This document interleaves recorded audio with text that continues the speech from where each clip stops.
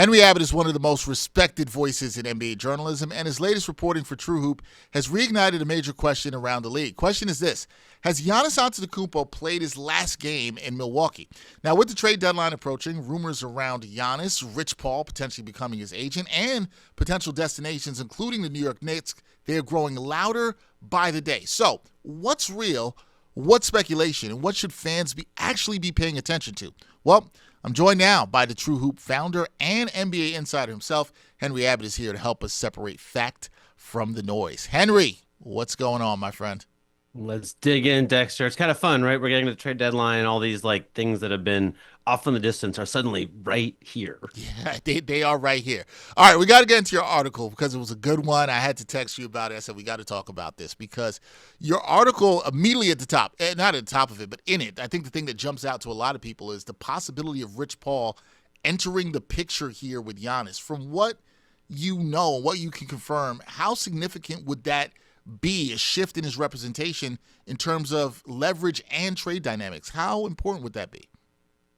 Well, Giannis is a super loyal, thoughtful, calm guy, right? He doesn't do anything impulsively. He's been with the same team and the same agent for, I think it's 13 years. And they have all sorts of business together outside of the NBA as well, right? It's almost like family with those two, with his current agent. So a switch would be a big kind of personal thing for Giannis, but B, it would just obliterate the idea that he was trying to stay in Milwaukee forever, right? Because as it's understood, right, as based on everything everyone said to me, the only rationale for the shift would be to get him out of Milwaukee faster. Yeah, that's the only thing that seems to make sense, right? And we also know that Rich Paul, he's had a history of when guys want to get somewhere that he's able to get them there. So do you think it's likely that this happens with all the smoke and everything swirling around Giannis here? Do you think it's likely that he switches his agent and maybe joins Clutch? So I talked to four people for that story, and there were two topics really, right? One topic is Rich Paul really going to represent Giannis? And on that one, they were divided, right? Mm. Everyone agrees that Rich Paul's been talking to Giannis's brother Thanasis. Is that meaningful or not? No one agrees, right? Apparently, if you have a star the size of Giannis with the earning potential of Giannis, then they just hear from other agents encroaching every day, right? So in a way, this means nothing. But on the other hand, in agent circles, this seems a little bigger than that to some of the people I talk to. So I think that there's a real chance. The thing that I think got my attention was that all four didn't agree on how likely it is that Rich Paul comes to represent Giannis. All four agreed that the mission is to get Giannis out of Milwaukee, and that's coming, whether it's right now, at the trade deadline or this summer. But it will not be that they're together for the long haul anymore, is what everybody agrees on. All right, so the agreement is the mission is to get him out of Milwaukee if that change was to come. I guess that brings me to my next question because in your reporting, what concrete signals, if any, suggest that Giannis himself is questioning his long-term future in Milwaukee as opposed to this being driven by league-wide speculation? Because, Henry, you know this. We've heard speculation around Giannis for now going over well past a year, going back to last season through this summer, the recent summer. There's all this speculation. So, how much of this is concrete or how much of this is just what we've been hearing? Hey, Giannis might move. He's tired of being in Milwaukee. What concrete stuff do you know maybe about this? Well, he's in a tricky situation because it's like Dame Lillard leaving Portland, where the divorce was certain long before anyone was willing to talk about it publicly, Right. right? And so no one's willing to go first. No one's willing to James Harden it up and say, "I'm tired of this crap," right? So, and Milwaukee's gone to a lot of trouble. They're 2.5 years into kind of Hail Marys, right? They tried Miles Turner, and then the year before that, Damian Lillard to sort of, and so I think there was genuine curiosity on Giannis's part. Could that work? Were they right? And now the Bucks are not that far out of last place, right? Even when Giannis is in the game, the Bucks haven't been overwhelmingly good this year. I think they're about 500 with Giannis playing, and over his last 5 games, I think they're minus 55 points while he's on the court, which is you can see why it would give you kind of a hopeless feeling if you were Giannis, right? So you're right that the right question is what are Giannis's emotions today? And he's a human; those can change. But the read from the people who know him best, who've been in the room and who know him best, are like, time to go. We will see. Well, now we talk about him time to go or potentially time for him to go, I should say. When you talk to executives and people around the league and front offices, how do they realistically view the Knicks asset package to land Giannis? Because a lot of talk here in New York, fans would love to see Giannis playing here at Madison Square Garden, but how do executives view the Knicks' potential asset package to land Giannis in comparison to other potential suitors? So I think I have good news for Knicks fans in that Giannis might really be moving, but the bad news comes now where I mean, does anybody think the Knicks trade package would be the Bucks' first choice? Right? Because okay, one thing they didn't include in the report that I think I'm comfortable saying is that one person told me that Giannis's preferred list is three teams: the Heat, the Wolves, and the Knicks. Now, another person told me that is not his list, but would not tell me what his list is. So take it all with a grain of salt. I don't know what that is, but I do think that there was a lot of heat last summer. The idea is that, Giannis would like to play for the Knicks, but I can't figure out how they could possibly have the deal that the Bucks would like best, right? The Bucks are going to want young players and picks, and the Knicks, just contract-wise, have very little flexibility. I think it would have to be Karl Anthony Towns and like a kind of crappy first-round pick as the core of the offer. And it just doesn't make any sense. I don't see how that could be, at the very best to be some convoluted three-team deal.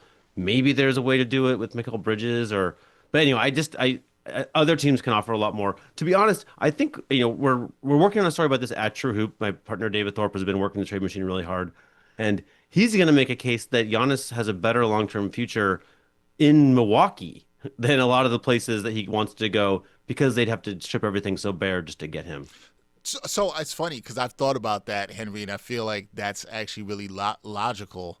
What Coach Thorpe is saying there, in that fact that his long term future could be better in Milwaukee. Now I know that's not music to the ears of Knicks fans.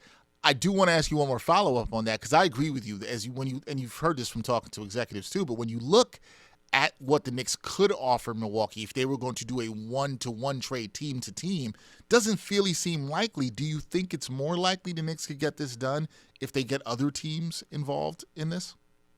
Yeah, I mean, I've seen these reports, but that's so crazy, right? Like Yeah. the Bucks want their picks back, right, from Portland, which is like 28, 29, and 30. They have like Yep. picks or pick swaps.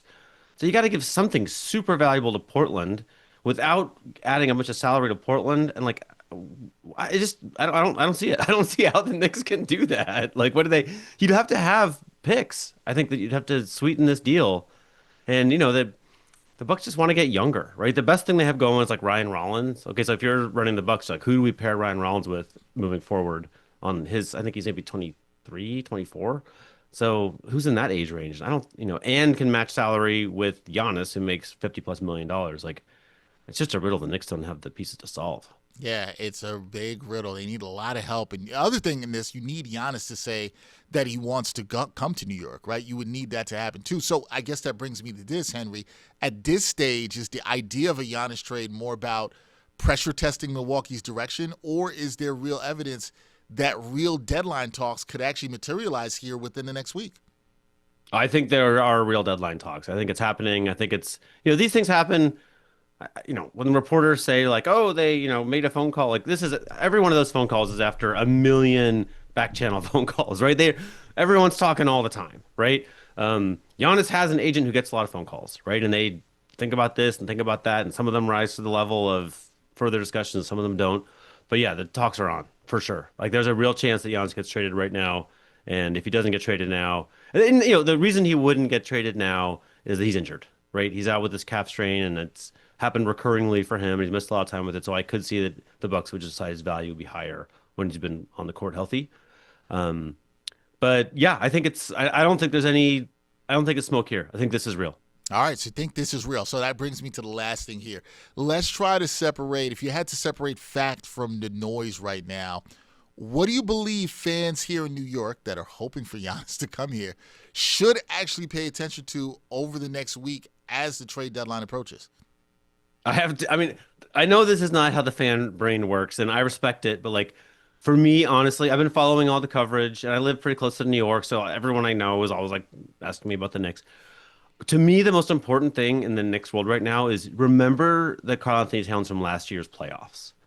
I thought he was incredible, right?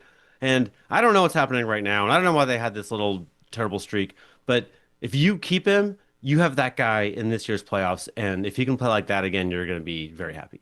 Some Knicks fans are going to say to you, Henry, but he's not Giannis, and they want Giannis, and they want to see him None of us come. are Giannis, That is fair. I think that is more. I think that is more than a fair point. But listen, it's all interesting in the moving parts around Giannis, or potential. I should say potential moving parts, and what could happen with him from representation to him actually asking out. Although I love your comparison to Damian Lillard here, it seems like nobody wants to be the bad guy here in this divorce in Milwaukee. But Knicks fans still. It should have happened 2 years hope. ago. It should have happened 2 years I ago, right? agree. It's been kind of over for a while. The last 2 years have not been meaningful. There hasn't been real optimism, no real contention. And his value would have been way higher, right? The Bucks rebuild would be well underway. They would have gotten 4 first-round picks or whatever, and now they'll get 2. So it's just, these things take too long to play out for me. One more thing for me, Henry, that I'm going to throw in here. Let's say the Knicks somehow, in a multi-team deal, get Giannis. 2 things for me. On a scale of 1 to 10, how shocked would you be about that? And then secondly, do you think them landing Giannis and somehow not gutting their roster, do you think that makes them true championship contenders this year? If they had they have like Jalen Brunson and Mikal Bridges and Giannis still, right? Something like Yep. that. I mean, Yep. I'd be fun as hell. I don't know. I mean, there's the Oklahoma City Thunder are out there, and so I think everybody's vying for like a little tiny wedge of probability, right? I think the Thunder are going to win the championship unless something outlandish happens, like a Shea injury. So, you're fighting for second place. But I think that'd be a really fun fight, right? It would be beautiful to watch, right? Jalen Brunson and Giannis together would be just everyone flying all over. It'd be really fun. Yeah, Knicks fans would And like maybe to a see that. championship. Maybe. I'm not gonna say never. I'm not gonna say no. Yeah, They'd have you can't say never now in the NBA. You never know what's going to happen. Yeah, That's the only thing yeah. that we know. But we will see. That is Henry Abbott. Check out his article on TrueHoop, a really good one about Giannis and his future and whether or not the star has played his last game in Milwaukee. Could be interesting. Knicks fans hoping that he's coming to New York within the next week, but we will see. Once again, check out Henry Abbott's work. Henry, always a pleasure to talk some hoops with you. Thanks for joining me, man. Appreciate it. Thank you, Dexter.